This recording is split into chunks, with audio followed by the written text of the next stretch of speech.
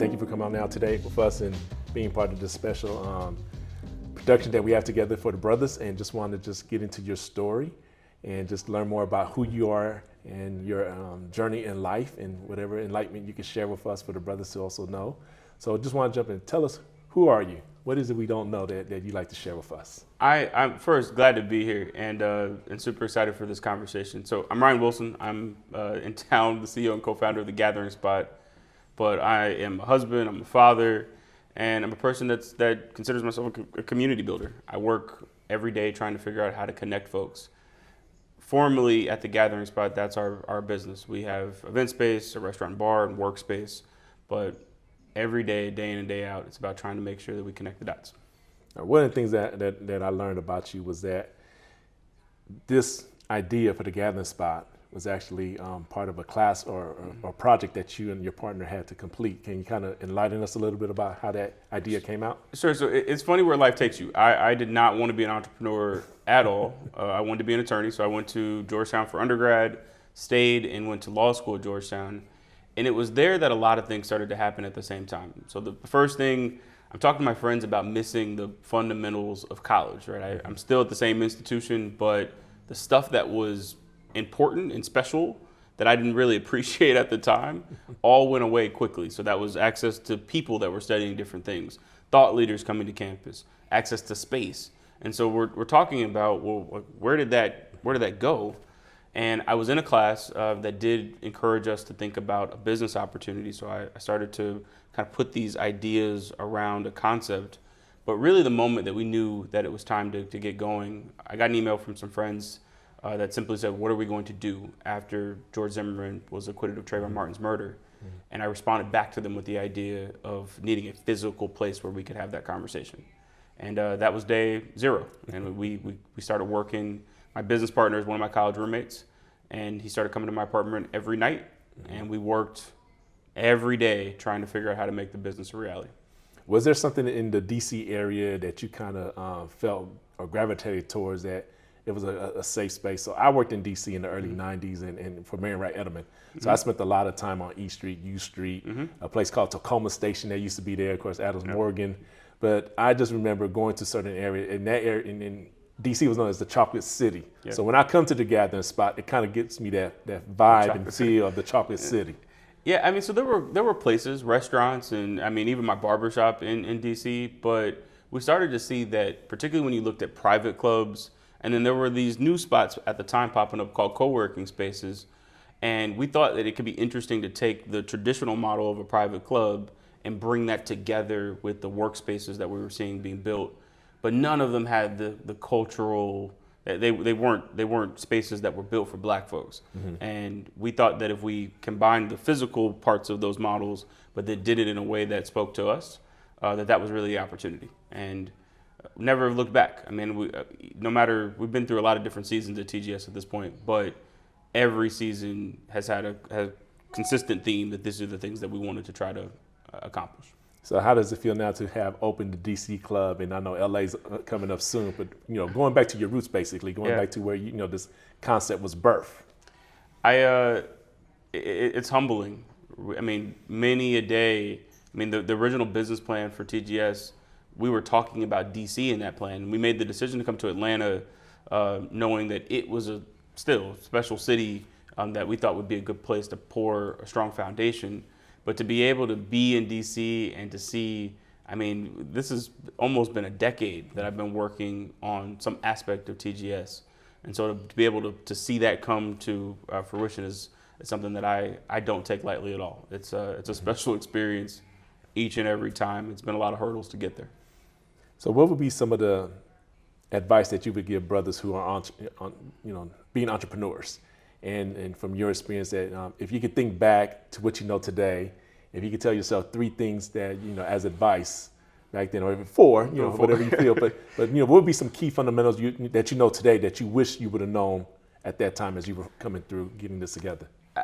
I'd say that so entrepreneurship, especially in the early days, it's a mental race more than it is anything else, and you've got to be a good steward of your assignment, right? For a long time, I thought that my assignment in life was to be an attorney, and really was trying to reject this path. I didn't want to be an entrepreneur. My parents were entrepreneurs.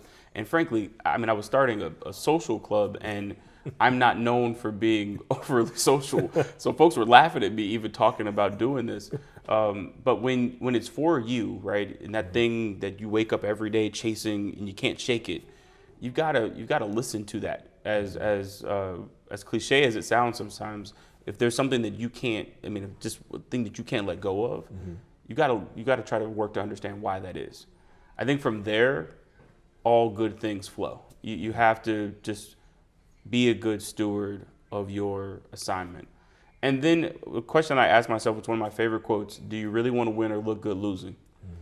A lot of folks in this day and age, I don't know if they're committed to actually winning the business game, trying to actually be an entrepreneur.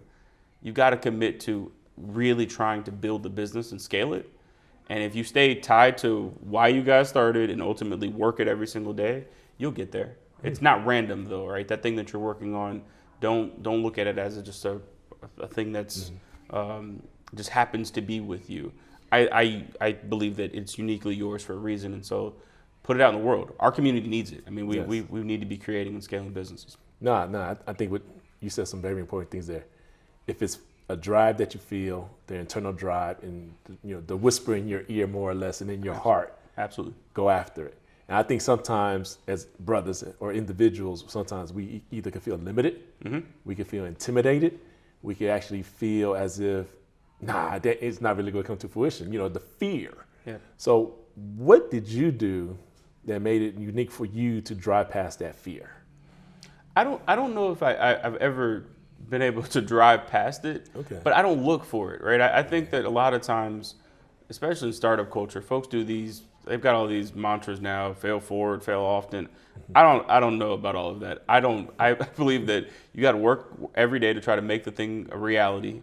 When you face obstacles, look at them as just that, obstacles, and keep moving. But when I walk into what is going to feel like failure, I address it from there. I don't spend a ton of time thinking about all of the ways that the business is going to go wrong. That's not to say don't plan, but it is to say that you should be really focused on how this thing is going to work and tied to that more than you are tied to this idea that it's going to not make it. I think sitting next to that, you've got to realize too, though, that ideas are cheap, right? Everybody has a concept out there. We could spend some time here today and come up with something cool. Yes. There's a difference between that and actually running a business day in and day out. And so when you are in that space, you can't pay attention to failure and all of the other distractions, right? You've got to lock in and know that there's a reason why you're doing it. And ultimately, you should try to fight for the biggest possible version of whatever that idea could be. If not, then why are you doing it? Is my question to myself. A lot of times, if I'm not going to try to do this the best that I can and at the scale that I believe is possible for us to accomplish, then why am I here? Correct. So what's been the biggest aha moment through this process for you?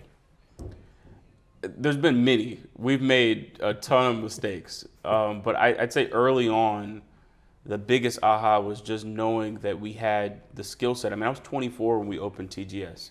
And to know that, I mean, our first round was a little over $3 million. And to get to a place where we were able to raise the capital and that the building was up and running, and that we were the team to look around and it was a team that looked like me that was responsible for making that happen.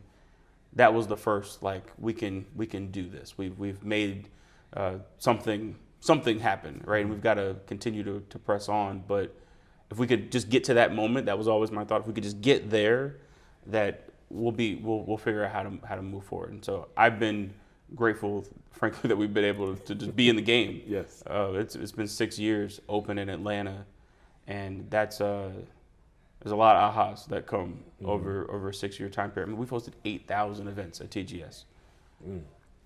I've got good ahas, I've got bad ahas, but it's looking back on it, a celebration of a lot of good people that have poured into us, and that to me maybe is my last reflection. We are community-made business through and through. I can see that, and I feel that when I'm there. You know, when I come in, you know, I see a lot of community people, I see a lot of business people, and I think the flow is, again, you created a safe space for us. If you don't mind, let's go into a little bit about your family and your childhood, your upbringing. So what you think the values that you learned as a child, what were some things that were poured into you in your upbringing that kind of set you on this path, and what was that like for you?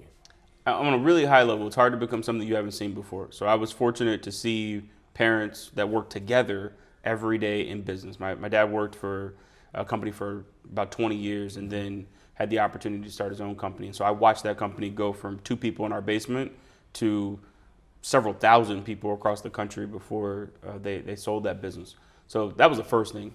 But the second, honestly, the more important thing is that my parents exposed my sister and I to everything that they possibly could. Mm-hmm. We went to, I mean, there was a time early when we opened the business, and I was leaving a voicemail, and I said my number twice. And I remember someone on our team asking me, she was like, why did you just repeat your number? And I couldn't really figure out why. And I thought about it. It was because I sat in the car with my dad and watched him on conference calls and leave voicemails. Yes. And I learned business from him.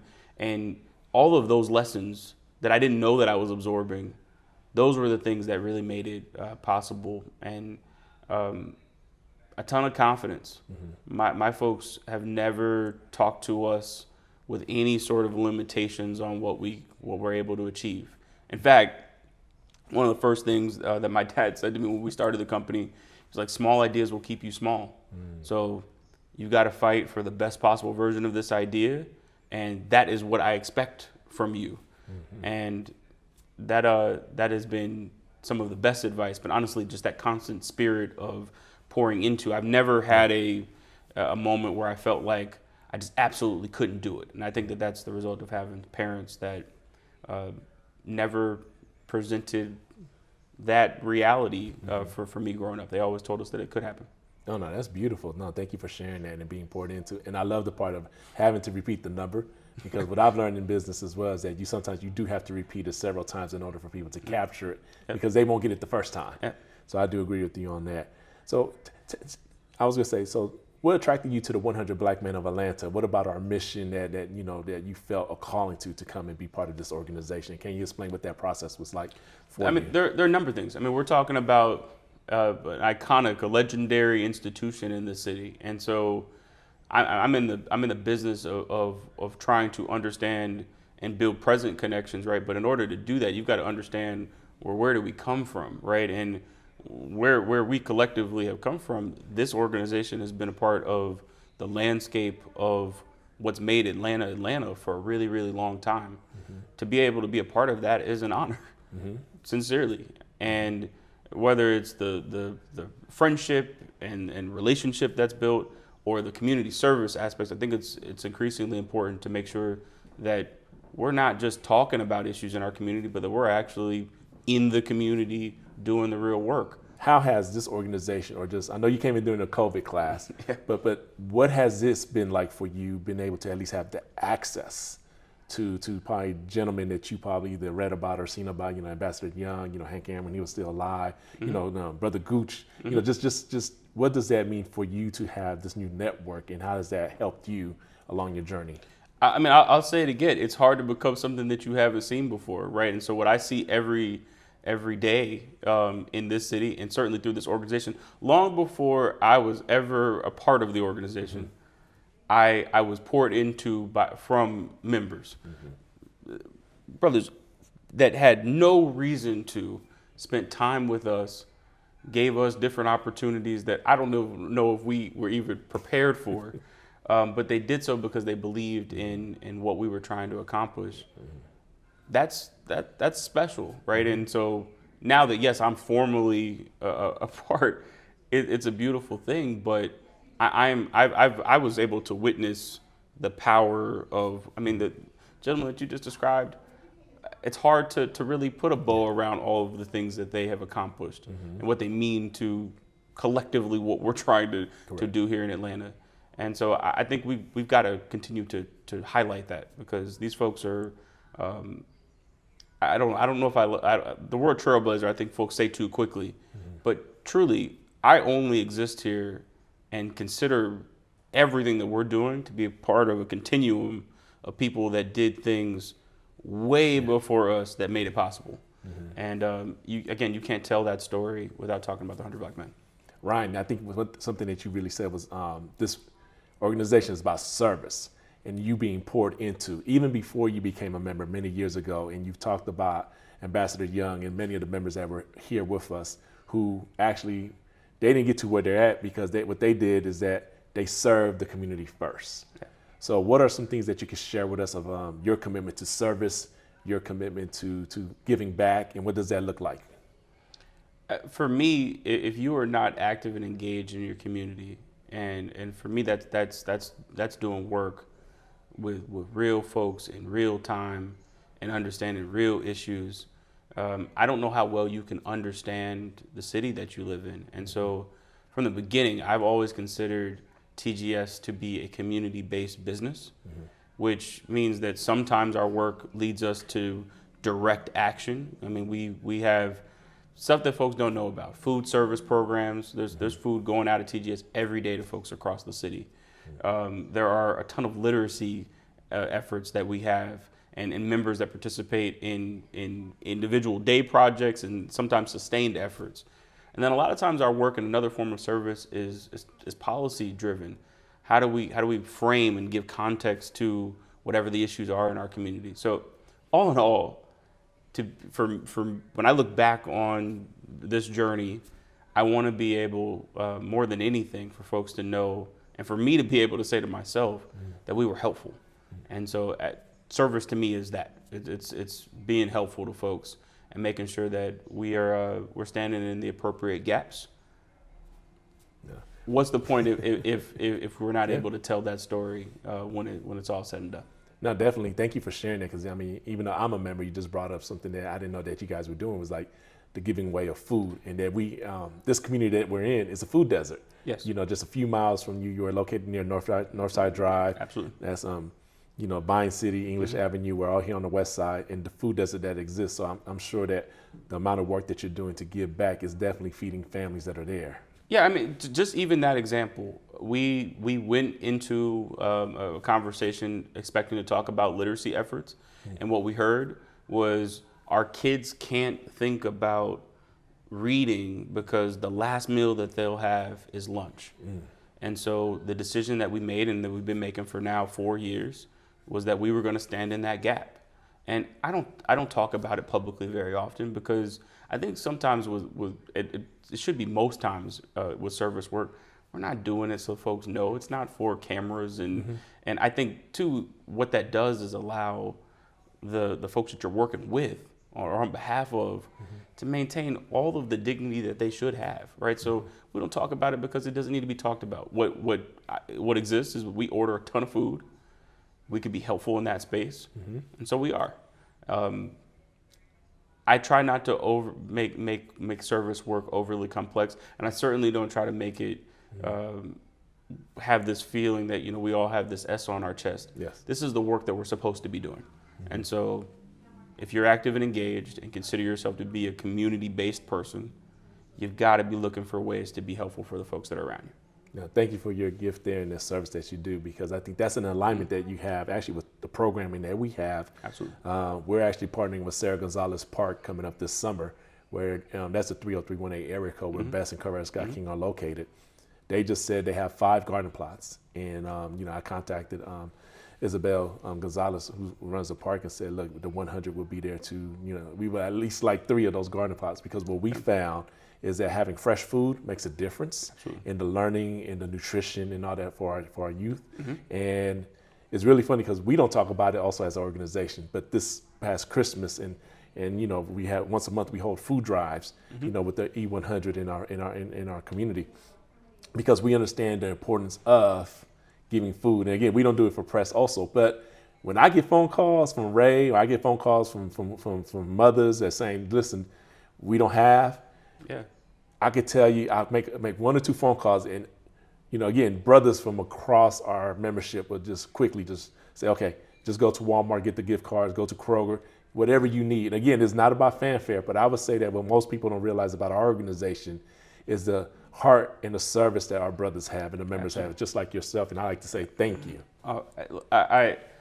I appreciate that, but I think that the thing that is special about this city is that there's good work happening all the time. I was talking about this recently. We have this narrative in our community that we don't give back, that we're not engaged, that it's a individual sport, when the data doesn't even support that. Black folks statistically are more philanthropic than any other community of folks, right? And so we've got to highlight that we actually are interested. And if we can't figure it out in Atlanta, I don't know what city we're going to figure it out in. I mean, this city is, to me, one of, if not the most important city in the country right now. And if we can't have active and engaged conversations and then work to fix some of these issues, I mean, we talked a lot about food today.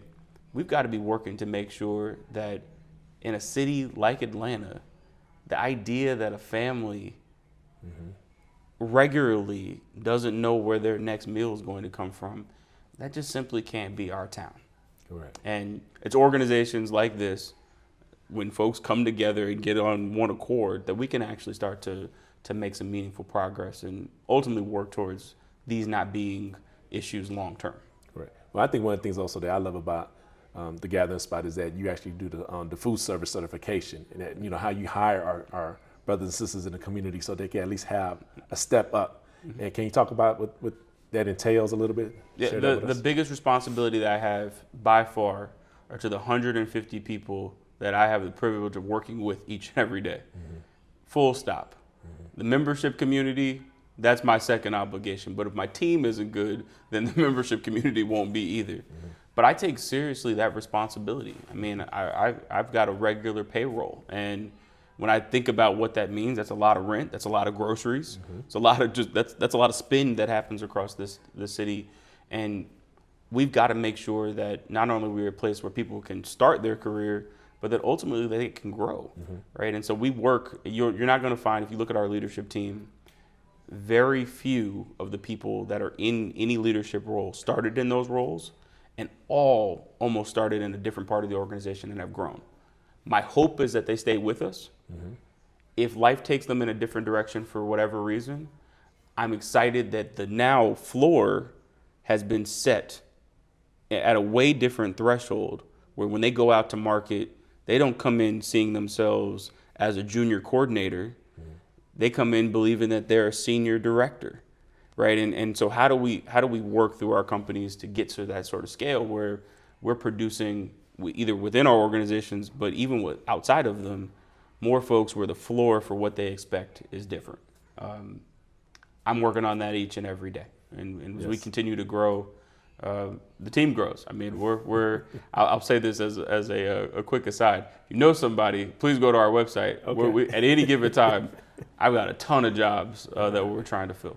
We're fortunate to be in a business where it's not technical, right? We're the people business, and so I'm looking for good folks that we've got jobs at this point across the country, which I'm really proud of. I mean, getting our companies to scale. Our company, yes, but then being able to look at companies overall that are scaling, the impact that has in a number of ways that we will feel in our communities is something real. So we talk about it a lot and try to accomplish it ourselves. No, thank you for that part. I think definitely this is gonna be like a part 2 to this conversation, because there's so much that's there. But I like to transition and talk about your personal life. I know that you're pretty shy. There's not a lot of you on social media stuff that you don't share. But I was going to say, if you don't mind sharing, I know you're a father. And I like to talk about what is becoming a father been like for you, and being now guiding that little spirit and soul coming up, and also talk about the woman that swept you off your feet. So I've been married to my wife Cassandra for now 6 years. We've been together over a decade. We met in college, and I've been through a couple of seasons as a college student. I was a law student, and then she's from New York, right? And so I got a New Yorker to move to Atlanta with no driver's license. So our first few months in Atlanta were interesting, because we didn't, we had to adjust to Atlanta living. So I'm fortunate to have a tremendous partner. I mean, she is she's been with me through the toughest moments of being in business. I mean, for multiple years at TGS, I wasn't making anything, and but for her support, we wouldn't be having this conversation at all. And then my new responsibility, title, and frankly the thing that it's just the most important. Going into starting the company, and even in my marriage, we've been together for a while, as I mentioned. But becoming a father has totally transformed everything about me. I know how to say no. My meetings are much more efficient. Yes. I know how to get in and get out, because at the end of the day, my child is never going to say that she had a bad father or a father that wasn't present. And I take that responsibility seriously. Doesn't even feel like a strong enough word. I mean, that is my assignment, right? I mean, the work is work, and it's still important to me, but my family is that's my top priority at this point. And it's an exciting chapter. It's a new way of being for me, but one that I'm really proud of. So when you think about your children, I know one thing that this organization talks a lot about, and what we talk about, is legacy. So when you think of what your legacy will be, what is the legacy you want it to be for your family and for yourself, and what do you want to be known for as a legacy? I just want my kids. So we're expecting another baby here soon. Thank you. And I just want my kids to know that we were folks that cared deeply about folks around us, our friends, our family, our community. And honestly, I try to stay away from trying to play these super long expectations about. I just want them to know that I was there for them, that we did the best that we could to prepare them for the rest of their lives, and hopefully what their families will be able to have and benefit from going forward. But that we were just good people that were there in their lives. I mean, again, I'm in a business that I try to keep really simple, and in this respect, I try to keep life simple. I mean, I don't know that trying to play for forever, right, is even worth it. I just want them to know that while I was here and had the benefit of being here, that I was doing the best I could by them and everybody else. So what are some things you can share? What are some hobbies that you have? Some things that we want to know. So this is where I get extremely boring, right? Because again, simple, right? I'm not up to much outside of work. We talk a lot about work-life balance these days, and folks have come up with new ways of discussing this that for me are interesting. I think it's always a give and take, right? You're always trying to navigate family time and work time, and I'm just trying to balance it as best I can. But I'm fortunate that my work, right, isn't something that I wake up and dread doing. And so that is my primary activity. I meet people and I get to build cool experiences, and those are my hobbies, right? My work is the hobby. But outside of that, I'm simple. I like hanging out with my family. I'm a huge movie person. I could talk to you about any movie past or present that's come out. But so give me a favorite movie that you really enjoyed, that you would watch over and over and over again. Okay, so there are a lot. There are a lot. And they range. I mean, so growing up, there's classics for me, Remember the Titans. Yes. I just saw it the other day. A Time to Kill made me want to be a lawyer. I mean, I'll go into the even comic series. I love The Dark Knight. Yes. We're watching. That's one of the things that my wife and I do a ton with one another. But besides that, right, when folks start asking about interesting things, it's I don't play the flute or have a cool side talent. I can't sing or dance. Cook? And I can't cook. I can make eggs and popcorn. And so if you need, I make popcorn every day. So if you want some popcorn, I could pop you some popcorn on the stove, not on the microwave No, stove, I got on it. the stove. I had to learn that. My wife taught me that. She said I had to get the right amount of butter. I had to get the right amount, a little bit of oil, and then season it correctly, and then it just. I'm very serious about the popcorn. There's different ratios of all of that. They're very true. So I've got popcorn skills, and I've got egg skills. But don't ask me to do anything else. I say that to folks on our team at TGS, it's like the one job that I have not done and will not do. I'm not cooking anything. You do not want me to. I have that is not my ministry.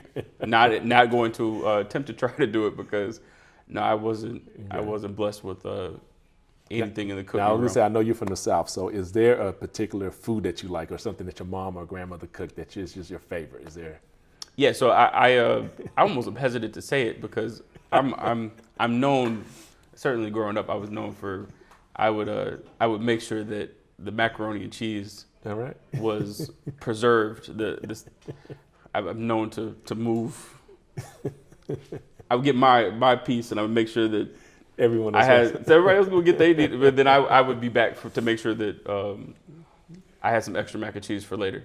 That's a serious. I'm from Atlanta, so the staples, but macaroni and cheese is like is there. That's and my mother's macaroni and cheese. I know that's a thing in our community, but I will stand my mom's mac and cheese. That and sweet potato pie. I stack my mom's sweet potato pie and her mac and cheese up with anybody. Heaven. Yeah, like this is one of those like don't at me because we might have to go have a competition about it. But those holidays are understood extra special because of the pies and the mac and cheese. Got it. Well, I just wanted to just also touch back on your college days. So why Georgetown? So, interesting story there. I didn't know where I wanted to go to school. Mom went to Howard, decided to take a trip to DC to look at really every college that was there. And I had this experience on Georgetown's campus that was super special and thought I was helped. The Final Four was in Atlanta in 2007. Georgetown was in the Final Four. And so I don't know, just a lot of things collided that made it feel like a good fit, and it was for me. I mean, I learned a lot, was involved in a ton. I led a diversity and inclusion initiative that kind of got me on the path towards community building and program building, and so college for me was a phenomenal experience. We were hanging out with folks from all across the city. It really grew up. I mean, we had just an amazing college experience, and then it's where I met my wife. It's also where I met my business partner, who acts like my other wife half the time.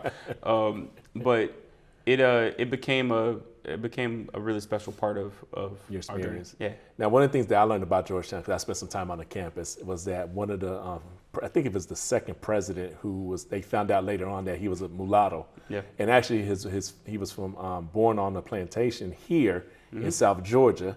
Because his mom was a mulatto, and I thought it was really interesting that he actually, the way the story goes is that he was born there. He left when he was I think about 8 or 9 years old. She shipped him to England.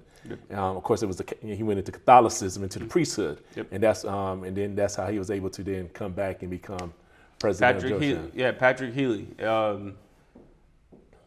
lot in that story, and I'm actually part of a fellowship at Georgetown called the Patrick Healy Fellows, and so have learned a ton about his life and legacy. But no, Georgetown's got a rich history, and I mean, a lot of folks know it because of the basketball program, and got legendary figures like John Thompson and Patrick Ewing and Lonzo Mourning and Allen Iverson that have been a part of the program. But it is a part of a city we talked about earlier, but then also just like the campus itself, where a lot of really special things have been created on Georgetown's campus. And so I was able to not only learn about those things, but then try to join the effort.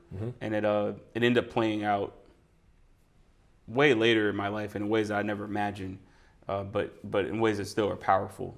And I absolutely could not imagine not having attended. I mean, so many things about who I am now were kind of that foundation was poured at Georgetown. As we share, I'd like to also understand, so what's next for the Gathering Spot? What's next for you in your expansion? If you could talk a little bit about what it looks like now going back to LA and talk a little bit more about DC, but definitely just let us know what's on the horizon and coming up. So we've been in Atlanta proudly for 6 years, and now we're at a place where we built clubs now in DC and Los Angeles. We have membership communities, though, in 5 other cities, so New York, Chicago, Detroit, Houston, and Charlotte. Our plan is to continue to build membership communities, but then also physical places across the country. I'm not going to stop until we have the largest network of Black-owned private clubs in the world. We're still in the first quarter of this thing. I'm every day looking at different opportunities in new cities because I want to make sure that our folks have a network of places that they have access to wherever they decide to go, right? And so 8 cities in terms of where there's folks, but we'll keep going until that network is completely mature.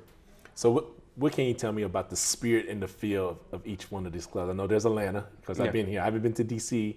What do you think LA is good? You know, kind of walk us through what are those feelings and what's the spirit of it when you walk into it? We're always going to be, this club is, we say we're a club rooted in community and culture. What that means simply is that it's Black, and it will be Black everywhere that we go. And what does that mean? We're not excluding anyone, but there's a difference between being tolerated in a space and being celebrated within it. So we're going to make sure that wherever you go and wherever we're building something, that the community that we want to make sure knows that they're being celebrated in the space has that experience. And so all are welcome, but the perspective, no matter where we are, that's not going to change. So I can say one of the things that I feel celebrated about when I come in is when I see the words written on the wall, the mission that you guys have, the values that I see, also the paintings, the colors that I see, the schemes. Yeah. So can you kind of give me some feedback on what that is it different in DC or is it the same kind of feel? So we're evolving, right? And so I will say that each club that we're building is authentic to the city that we're building it in. The club in LA, it's on West Adams. That club represents to me what the community, in particularly in West Adams, what that community is like. But there's a similarity. I mean, all of the clubs are they're siblings of one another. So you'll see the resemblance, but we want to make sure that each one is its own person at the same time. So it's a tough process, and frankly, I don't know if it's part of the process that I enjoy the most. I can't wait to finish these things so that we can do the people part of it. Yes. But it's a part that we take with a lot of intention. We want to make sure that when folks come to the club that they feel at home, and to do that, you've got to spend time thinking about really every touch point. And stay tuned. There's going to be some exciting changes even to the club here in Atlanta. All right, looking forward to it. So tell me, what are your superpowers? My superpowers. I'm a community builder. I'm a person that likes to meet folks and connect the dots. I'm not good at many other things, but I'm decent at that. I'm able to take folks that I think should know one another, but probably wouldn't have the context to be able to do it, and to make that connection happen. And over time, we've seen some really cool things, not just due to my work, but just really our team and the community's efforts to continue to make that a part of our value set and actions that we take each day. And I'm not good at a lot of things, but I'm decent at that. And so I'm gonna stick to what I know.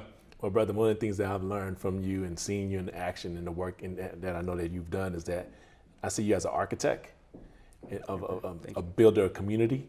And I love the fact that you trust your gut and your spirit in the work that you do, and that you are really humble in the work that you do, and that you walk amongst the people. And I think that is something that needs to be celebrated. And I just want to say thank you for that. And thank you for your gift of time today, my brother. Good to be here. I appreciate the invitation. Appreciate it.